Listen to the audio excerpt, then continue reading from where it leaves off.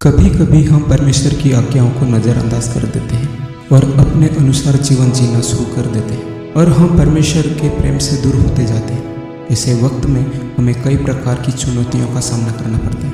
कई बार संकटों में इतने फंस जाते हैं कि छुटकारा पाने के लिए आखिर परमेश्वर को ही पुकारना पड़ता है और वह तुरंत हमारी सुनता है, क्योंकि वो हर एक का उद्धार चाहता है। लेकिन जब परमेश्वर हमारे दुश्मनों का उद्धार हमारे जीवन के माध्यम से करना चाहता है, तब हम पीछे हटते हैं। और योना की कहानी भी यही दर्शाती है।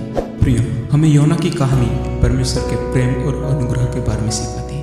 परमेश्वर अपनी बनाई हुई दुनिया की हर जीवधारी प्राणियों से समान रूप से प्यार करता है और सभी को अपने अपने तरीके से बदलने और बेहतर बनने का मौका देता है, जैसे योना और निनवे को दिया। और जब हम उसके बच्चे हैं तो हमें भी उसकी तरह जीवन जीना हो। तो प्रियो, आज के इस वीडियो के माध्यम से जानने की कोशिश करेंगे कि योना निनवे क्यों नहीं जाना चाहता था और परमेश्वर निनवे के लोगों को क्यों बचाना चाहता था। तो जानते हैं योना की कहानी। योना एक भविष्यवक्ता था।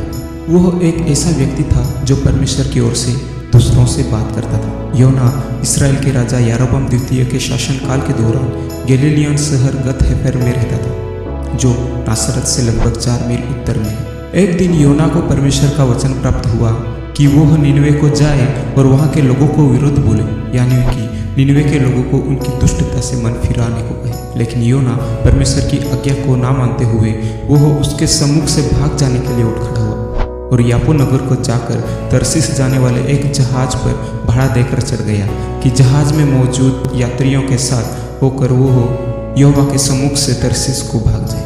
प्रियो, यह एक बात पर गौर करने जैसा है। योना एक भविष्यवक्ता है। वो परमेश्वर की वाणी को दूसरों तक पहुंचाता है, परमेश्वर की भय मानने वाला और उसके मार्ग पर चलने वाला। लेकिन फिर भी उसने परमेश्वर की आज्ञा का पालन और वह परमेश्वर के सामने से भागते हैं। पर क्या शायद योना का यह कारण हो सकता है? निनवे के बारे में कहा जाता है कि निनवे के लोग बहुत ही दुष्ट थे, बुराई के साथ जीते थे। वे इतने क्रूर थे कि किसी विरोधी को पकड़ लिया तो उनकी जीभ निकाल लेते थे, जीवित लोगों की खाल उतार देते थे, लड़के लड़कियों को जिंदा जला देते थे और हाथ पैर काट लेते थे। वे इतने बुरे लोग थे। साथ ही निनवे असीरियन साम्राज्य की राजधानी थी और असीरियन साम्राज्य इजराइल का घोर विरोधी था और एक इजरायली का वहां जाना मतलब मौत के मुंह में हाथ डालना जैसा था। निनवे के बारे में ये बातें जानकर हमारे मन में विचार आ रहा है कि वहां जाना मतलब मौत था। शायद निनवे जाने को लेकर योना के मन में भी यही विचार आता है, क्योंकि वो एक इजरायली भी था। लेकिन योना सच में क्यों भागा, इस पर हम अंत में बात करेंगे। योना जिस जहाज में बैठकर तरसीस को जा रहा था, उसी ओर परमेश्वर प्रचंड तूफान लेकर आए। समुद्र में बड़ी आंधी उठी, यहाँ तक कि जहाज टूटने पर था। और इस तूफान को देखकर जहाज के कप्तान समेत सभी यात्री बहुत डर गए और वे अपने अपने देवताओं को दुहाई देने लगे। यही नहीं, जहाज में जो व्यापार की सामग्री थी उसे समुद्र में फेंकने लगे ताकि जहाज हल्का हो जाए। समुद्र में उठे इतने बड़े तूफान के बावजूद योना जहाज के निचले भाग में सोया हुआ था और गहरी नींद में पड़ा हुआ था। तब मांझी उसके निकट आकर उसे नींद से जगाता है और अपने देवता को दुहाई देने के लिए कहता है। उसी दौरान वे इतना बड़ा संकट किसके कारण आया यह जानने के लिए चिट्ठियां डालते हैं और उसमें योना की चिट्ठी निकलती है। तब वे योना से उनकी जानकारी हासिल करते हैं। योना बताता है कि वह एक इब्री है और स्वर्ग का परमेश्वर यहोवा, जिसने जल स्थल दोनों को बनाया है, उसी का भय मानने वाला है। योना की ये बातें सुनकर वे और अधिक डर जाते हैं और योना के साथ कैसा व्यवहार करे ये उससे पूछते हैं। तो योना उसे उठाकर समुद्र में फेंकने को कहता है। प्रियो, यहाँ योना खुद कबूल करता है कि समुद्र में जो तूफान उठा था, जो आंधी आई थी और जहाज में सवार लोगों पर जो मुसीबत खड़ी हुई थी, उसकी वजह खुद योना था। यानी जब हम परमेश्वर की आज्ञा का पालन नहीं करते, उसकी इच्छा के विरुद्ध जाते हैं, तब जो संकट हमारे ऊपर आता है उसके चपेट में हमारे साथ रहने वाले लोग भी आ सकते हैं। उसमें हमारे परिवार के लोग भी हो सकते हैं, मित्रगण या अन्य लोग भी शामिल हो सकते हैं। तो प्रियो, हमें नित्य परमेश्वर की आज्ञा का पालन करना बहुत जरूरी है। योना ने उसे समुद्र में फेंकने की बात की, पर वे उसे समुद्र में नहीं फेंकना चाहते थे, क्योंकि उन्हें विश्वास था कि योना का परमेश्वर वास्तव में वहाँ मौजूद था और उन्हें एक भविष्यवक्ता को समुद्र में फेंकने के परिणामों का भी बहुत डर सताता था। इसलिए उन्होंने जहाज को तट की ओर ले जाने के लिए कड़ी मेहनत की। फिर भी जब सारी उम्मीदें खत्म होती दिखी तो उन्होंने सावधानी बरती और योना को समुद्र में फेंकने से पहले परमेश्वर को पुकार कर एक निर्दोष के खून का आरोप उन पर ना लगाने को कहा। तब उन्होंने योना को उठाकर समुद्र में फेंक दिया और समुद्रों की भयानक लहरें थम गई। आगे उन मनुष्यों ने परमेश्वर का बहुत ही भय माना और उसको भेंट चढ़ाई और मन्नतें भी मानी, ताकि योना को फेंकने का दोष अपने ऊपर न आए। जैसे ही योना को समुद्र में फेंका गया, परमेश्वर ने एक बड़ा सा मच्छ को उसे निगलने के लिए तैयार रखा था और उसने उसे निगल लिया। और इस तरह योना उस बड़े से मच्छ के पेट में 3 दिन और 3 रात पड़ा रहा। और मछली के पेट से वो पश्चातापी हृदय के साथ परमेश्वर को पुकार कर प्रार्थना करता है। बाद में परमेश्वर उस बड़ी मछली को आज्ञा देता है कि योना को सूखी भूमि पर उगल दे, और मछली ने ऐसा ही किया। फिर एक बार योना को निनवे को जाने को लेकर परमेश्वर का वचन प्राप्त हुआ, और इस बार वो परमेश्वर की आज्ञा को मानते हुए निनवे शहर में गया।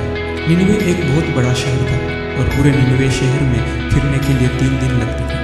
योना शहर में प्रवेश करके 1 दिन की यात्रा पूरी करने के साथ ही यह प्रचार करता गया कि अब से 40 दिन के बीतने पर निनवे उलट दिया जाएगा। इस प्रकार वो पूरे निनवे में परमेश्वर का वचन लोगों को सुनाता गया। योना का प्रचार सुनकर निनवे के लोगों ने परमेश्वर के वचन पर विश्वास किया और उन्होंने पूरे निनवे शहर में उपवास की घोषणा की, और बड़े से लेकर छोटे तक सबों ने टाट ओढ़ा। जब यह समाचार निनवे के राजा के कान में पहुंचा तो उसने सिंहासन त्याग कर अपने राजकीय वस्त्र उतार कर टाट ओढ़ लिया। इस तरह निनवे के लोगों ने परमेश्वर के सामने पश्चाताप के साथ अपने बचाव के लिए अपनी दुहाई दी। प्रिय, जो लोग इतने क्रूर थे, बुराई के साथ जीवन जीते थे और परमेश्वर को जानते तक नहीं थे, वे लोग अपने विरोधी देश की भविष्यवक्ता का प्रचार सुनकर इतने जल्दी मन फिरा लेते हैं। ना आश्चर्य की बात। लेकिन हम परमेश्वर की योजना को पहचान नहीं पाते हैं। उसके विचार हमारे विचारों से कई गुना ऊंचे हैं। निनवे के लोगों को एक मार्गदर्शक की आवश्यकता थी जो उन्हें परमेश्वर का वचन सुना सके, और वह काम परमेश्वर योना के माध्यम से करता है। जब परमेश्वर ने निनवे के लोगों के कामों को देखा कि वे कुमार्ग से फिर रहे हैं, तब परमेश्वर ने अपनी इच्छा बदल दी और उनकी जो हानि करने की ठानी थी उसको न किया। यह बात योना को बहुत बुरी लगी और वह क्रोधित हो गया। उसने परमेश्वर से प्रार्थना करके क्रोधित होने का कारण बताया और परमेश्वर से अपना प्राण ले लेने को कहा। बाद में वह उस नगर से निकलकर उसकी पूर्व पर बैठ गया और वहां एक छपरा बनकर उसकी छाई में बैठा हुआ यह देखने लगा कि नगर का क्या होगा। तब यहोवा परमेश्वर ने एक रेन का पेड़ उगाकर ऐसा बढ़ाया कि योना के सिर पर छाया हो, जिससे उसका दुख दूर हो। योना उस रेन के पेड़ के कारण बहुत ही आनंदित हुआ। अगली सुबह परमेश्वर ने एक कीड़े को भेजा जिसने रेन का पेड़ ऐसा काटा कि वो सूख गए। जब सूर्य उगा तब परमेश्वर ने पूर्वाई बहाकर लू चलाई और धूप योना के सिर पर ऐसी लगी कि वो मूर्छित होने लगा। और एक बार फिर क्रोध में आकर योना अपनी मृत्यु की मांग करता है। तब परमेश्वर उसे समझाता है कि जिस पौधे के लिए तूने परिश्रम भी नहीं किया, उसे तूने लगाया भी नहीं, फिर भी तू उसके लिए तरस खा रहा है, तो मैंने जिन्हें बनाया उनके लिए तरस क्यों न खाऊं। इस तरह परमेश्वर सारे दुनिया पर अनुग्रह करने के अपने स्वभाव को योना के सामने प्रस्तुत करता। तो प्रिय, योना की कहानी से हम क्या सीख सकते? यही कि हमें परमेश्वर की आज्ञा का पालन करना चाहिए, उसकी वाणी को सुनना और उसे अपने जीवन में लागू करना चाहिए। हमें दूसरों के प्रति प्रेम भाव के साथ उनकी भलाई के बारे में सोचना चाहिए, नहीं क्रोध से दूर रहना चाहिए। क्या तो योना के मन में ये बातें थी? नहीं। परमेश्वर की आज्ञा के बावजूद वह तर्शीश की ओर क्यों भागता है? उसका बड़ा कारण यह है कि योना नहीं चाहता था कि निनवे के लोग परमेश्वर के क्रोध से बच पाए। वो चाहता है कि निनवे के लोग अपने बुरे कामों के कारण पीड़ा और दुख का अनुभव करें, यानी वो निनवे का नाश होते देखना चाहता है। योना पश्चाताप करने के बावजूद और निनवे को परमेश्वर का वचन सुनाने के बाद भी उसके मन में निनवे को लेकर जो पहले सोच थी वही आखिर तक थी, यानी निनवे को उसके बुरे कृत्यों के लिए उसे दंड मिले, इसलिए वो आखिर तक परमेश्वर से क्रोधित रहता है। यानी योना निनवे के लोगों का उद्धार नहीं चाहता। प्रिय, परमेश्वर हर एक इंसान की भलाई चाहता है, चाहे वो उसके मार्ग पर चलने वाला हो या बुराई के साथ जीवन जीने वाला हो। परमेश्वर उसके मार्ग पर चलने वालों को और मजबूत बनाता है ताकि वह सच्चाई के साथ दृढ़ता से खड़ा रहे और सुख से अपना जीवन जिए, और जो बुराई में जीवन जीते हैं उनको एक मौका और देता है ताकि वो अपना मन फिरा सके और उद्धार पा सके। परमेश्वर ने मनुष्य को अपने प्रतिरूप में बनाया है, इसलिए वो हर एक का भलाई चाहता है। प्रियो, योना की कहानी परमेश्वर का प्रेम और उसके अनुग्रह को दर्शाती है। यह कहानी हमें यह सीख देती है कि जब हम उसकी आज्ञाओं को नहीं मानते, उसके मार्ग से भटक जाते हैं, तब हमें किस प्रकार संकटों का सामना करना पड़ता है और कई बार तो मौत के नज़दीक पहुंच जाते हैं। तो प्रियो, हम आशा करते हैं कि योना की कहानी से आपने जरूर कुछ सीखा होगा और उसे अपने जीवन में उतारेंगे। मिलते हैं अगले एपिसोड में, तब तक के लिए प्रभु आपके साथ रहे।